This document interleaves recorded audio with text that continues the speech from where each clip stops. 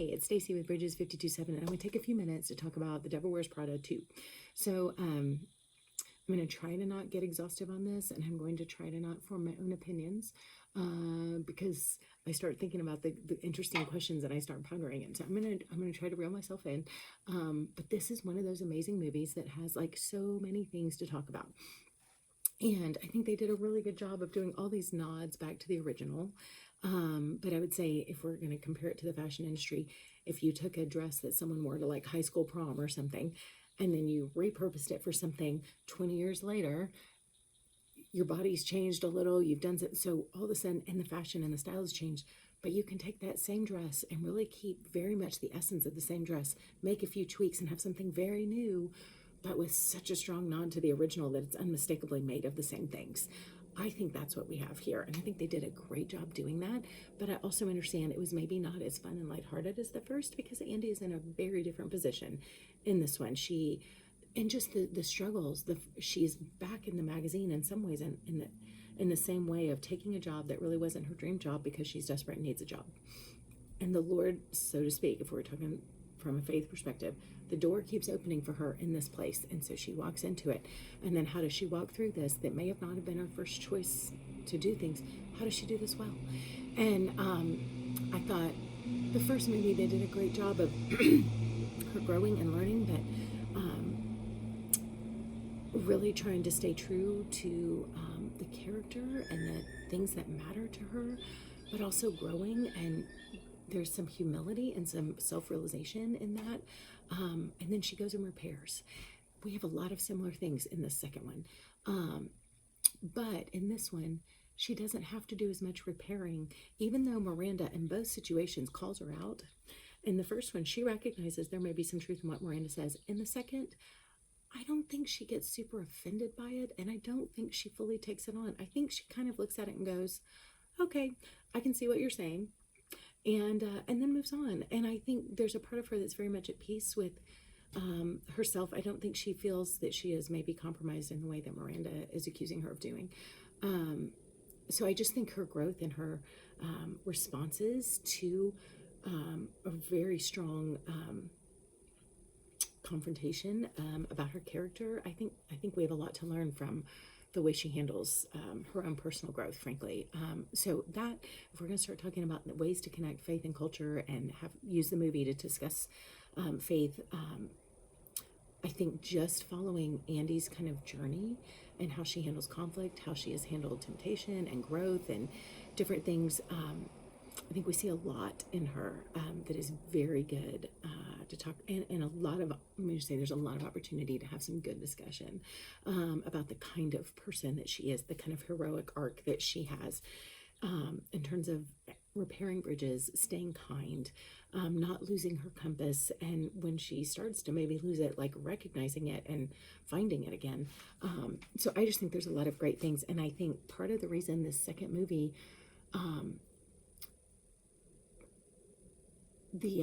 I would say like part of the driving force for the second movie comes out of the way she handled herself in the first movie with kindness and grace towards everyone around her. Even when they were unkind to her, she did not burn bridges. She repaired the bridges. She kept things open. She left with dignity and grace in such a way that Miranda recommended her for jobs, and that later Nigel is recommending her for a job back at Runway when he discovers she needs one, like continues to open doors. She continues to build bridges with Emily all throughout, and both of the movies. And I just really admire the way she does that. And I think we see that even when bad things happen to her, she does not get bitter. She doesn't hold offense. She continues to keep an open door of love and generosity towards others. And because of that, we keep seeing good things happen to her, and we keep seeing her get promoted. So I think there's a lot of great opportunity there to have conversations with, especially if you're like going with your kids or something, like your young daughters or friends in the workforce, whatever. There's some good takeaways there. So let's go on a little bit more though. And I want to keep focusing on, well, let me take just a minute to digress just a little.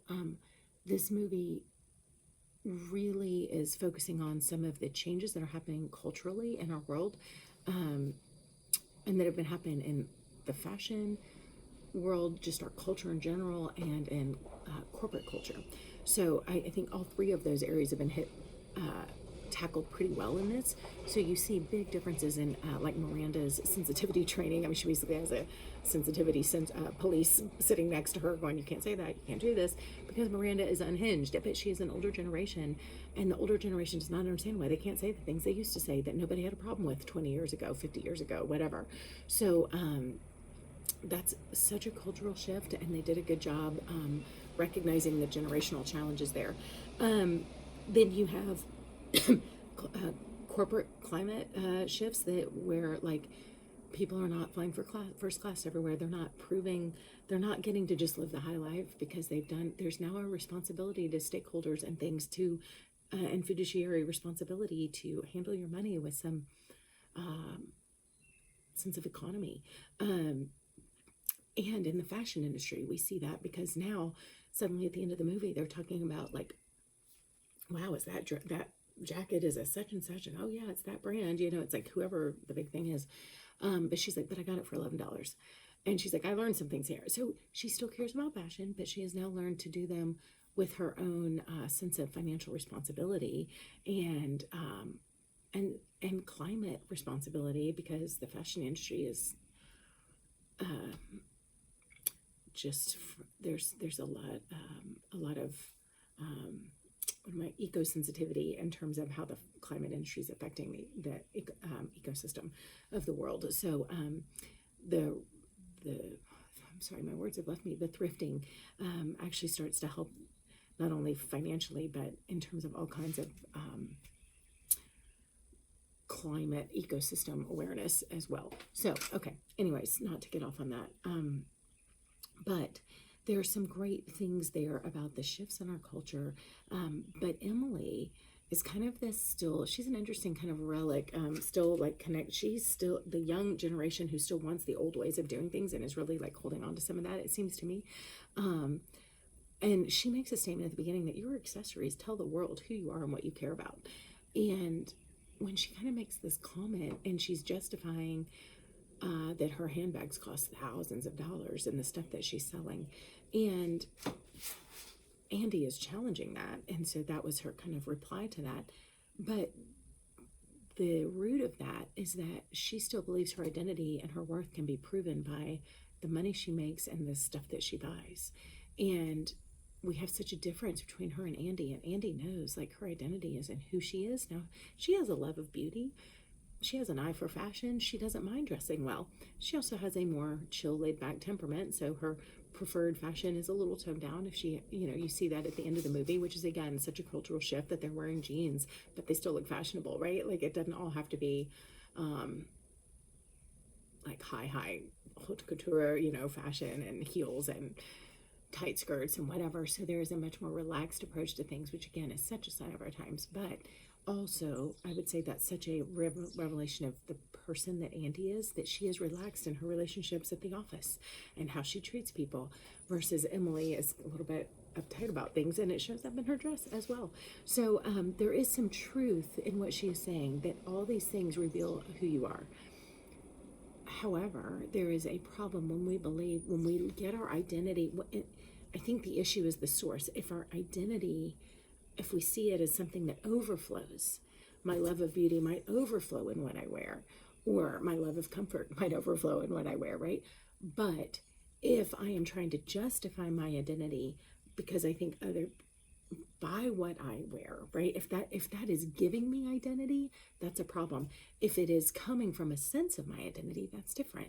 So yes, all those things should be an overflow of who you are, but they do not define who you are. They reveal who you are. There's a big difference in that mindset.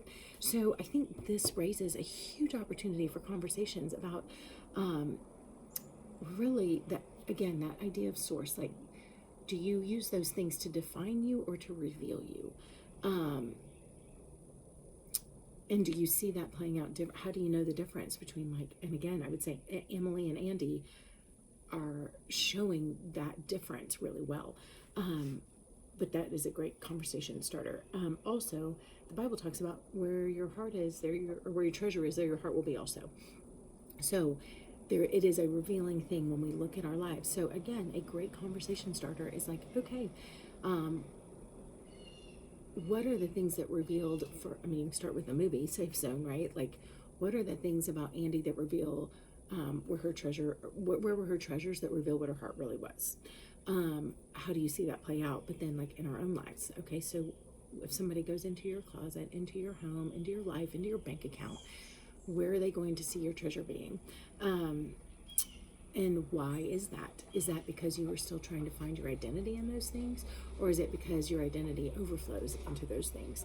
And sometimes that's a hard distinction to make, but it is a difference. So also, there's some discussion in the magazine about Andy wanting to bring deeper articles and value and meaning to. She doesn't want to be a part of something that's just about image. She wants something that's about core, which again reveals that so much who she is. She is all about the deeper things. And yet people are challenging her, like, you think they're going to read your weighty, amazing pieces because that's what they need? They're like, no, they will click on something because it's what they want. So there's this idea of clickbait versus value, the things that get our attention versus the things that are meaningful, and the things that we really need. And I would say, I mean, it's amazing how most of life can be summed up in terms of our diet, how easy it is for us to get the things that we want to eat versus the things that are good for us. And that happens physically, food wise, but also like emotionally, spiritually, all the things. So there's really a bit of a discussion about that in the movie.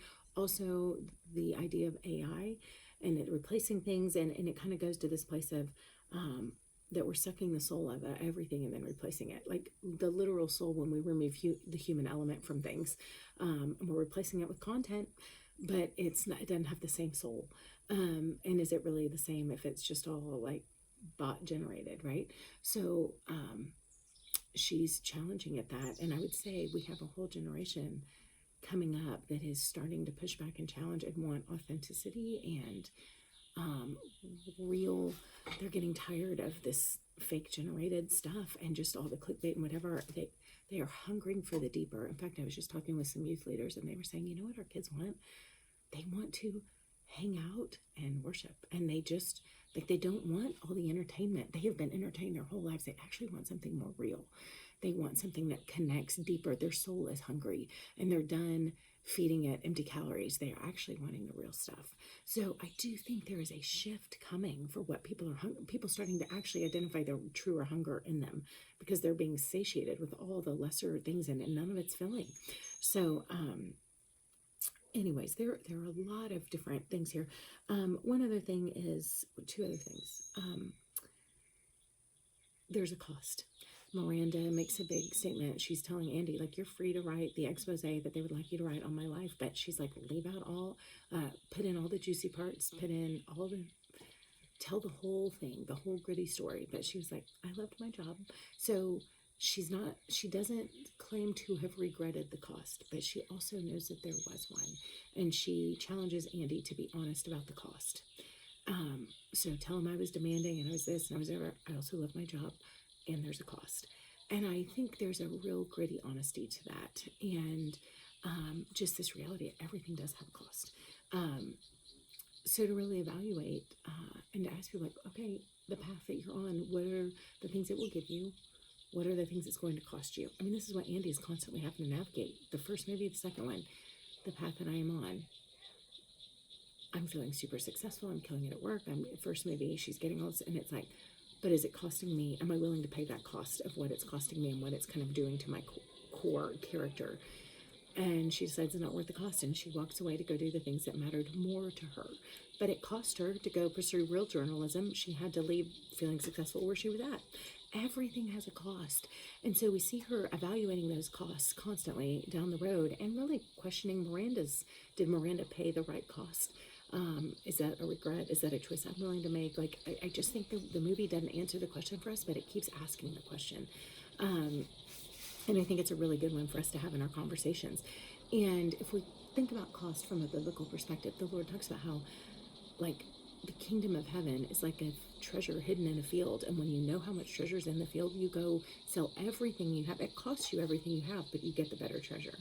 And what is it to give up your measly garments and then go gain immeasurable wealth? Like, do we really understand the wealth that God has said is buried for us if we will give up all that we have to go find it? So that idea of giving up a cost is it's something Jesus was really talked a lot about, the rich young ruler, right, who left sad because he couldn't give up the cost. So continuing to evaluate what are the choices before you and what are the things that are going to cost you. And looking at both situations, saying, like, what are, if you continue on, and what if you didn't? Like, again, cost on both ends. And then also, I just love how kindness wins. I think the entire second movie is really generated. The whole plot line is driven by Andy's kindness in the first movie. The way she repaired relationships, the way she was kind, the way she loved people, literally opened every door for her in the second movie, and kept those doors open. So even though she's not always treated well, she has reasons to be bitter and unforgiving and whatever, and hold a grudge. Her forgiveness, her generous spirit, her kindness and love towards others, her genuine affection for other people, it continues to open the doors for her. And so I just love that kindness wins, and that the Lord talks about, like, love your enemies, bless those who curse you, all these things. We see Andy doing that really in her way, and we see how that pays off in the end.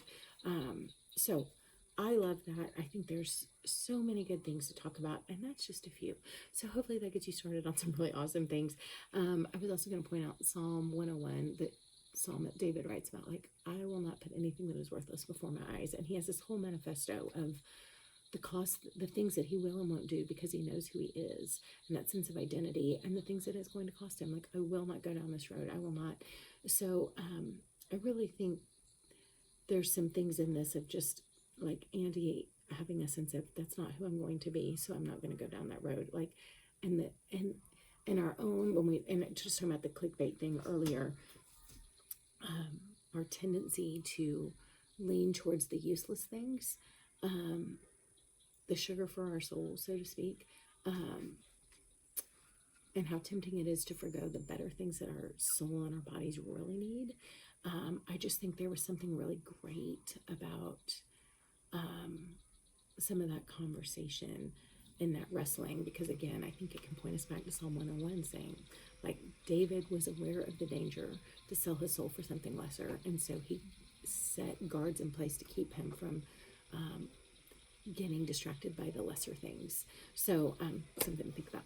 All right, I hope this takes you deeper, your own self, and opens up some great conversations with other people that may just lead to some conversations about the Lord and about your faith in a way that entices people to go deeper because they see Jesus in everything around them.